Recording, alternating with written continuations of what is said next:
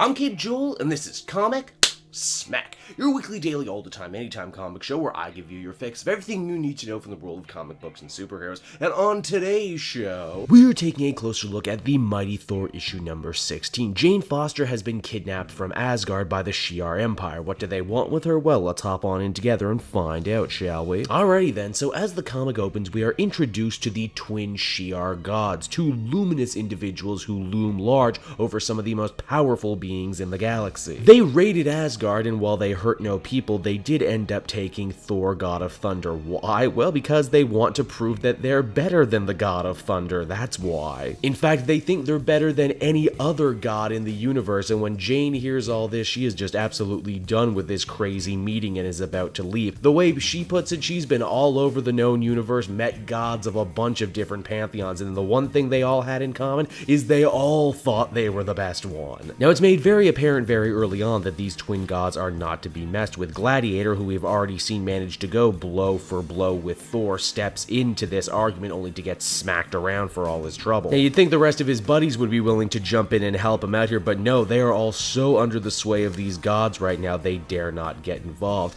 Before Gladiator hits the dirt, however, he does manage to tell Jane that there is a series of SHI'AR ships in cloaked mode surrounding Earth right now, and if she doesn't take part in these god games, then Earth will be destroyed, because I mean, really, it wouldn't be a day that ends in Y in the Marvel Universe if Earth wasn't under threat of being destroyed. Now, back on Asgard, Sif and the Warriors 3 attempt to mount a rescue mission for Thor, only it's a bit of an uphill battle. None of the worlds from the Council of Worlds want to commit any soldiers to this war right now. They're still reeling from the battles that are going on with Malekith currently. Then there's Kull the Serpent, the guy currently calling the shots for his brother Odin. He doesn't really give a crap that the SHI'AR have taken Thor. Thor was a pain in his ass. Sif, however, manages to get inside the Serpent's head with some nice reverse psychology. Oh yeah, the SHI'AR sure made you look nice and weak, didn't they? You know, if Odin was around, he'd probably declare war on them. Now, what exactly are these god games that the SHI'AR want to play with Thor? Well, essentially, it's to try and see who can get more prayers than anyone else. And ooh, nice little bit of continuity here. We see one of the gods from the God Butcher arc actually show up right here, right now, to proceed over the games. First up is the Trial of Natural Disasters. The SHI'AR gods summon up a mighty tidal wave to kill a beach full of people, in hoping so that this tragedy will force everyone who survives to run to the temples, pray for their lives, and be thankful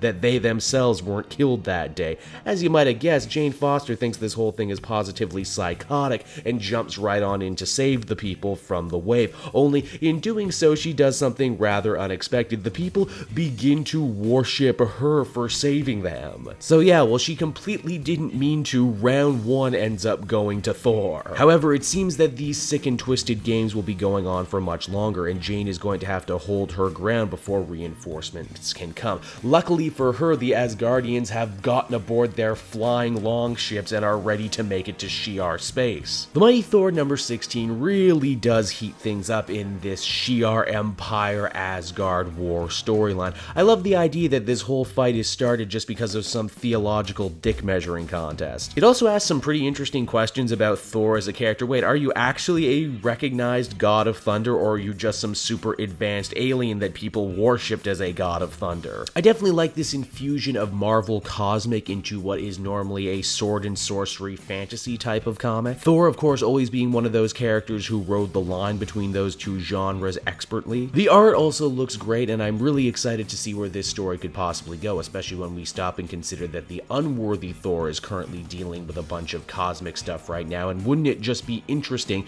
to see the books finally cross back over at that point? Overall, though, I think this is the kickoff to another really great Jason Aaron Thor storyline. Overall, I feel comfortable giving this one an 8.5 out of 10. Fun stuff. Hey everyone, thanks so much for watching my newest video. I hope you enjoyed it, and while you're here, why not check out another video I have on offer? Or maybe if you're feeling in a supportive mood, you want to like or subscribe. And if you want to support the creation of more videos just like this one, then please by all means check out the Cape Joel Patreon. A little bit goes a very long way, and I will see you all next time.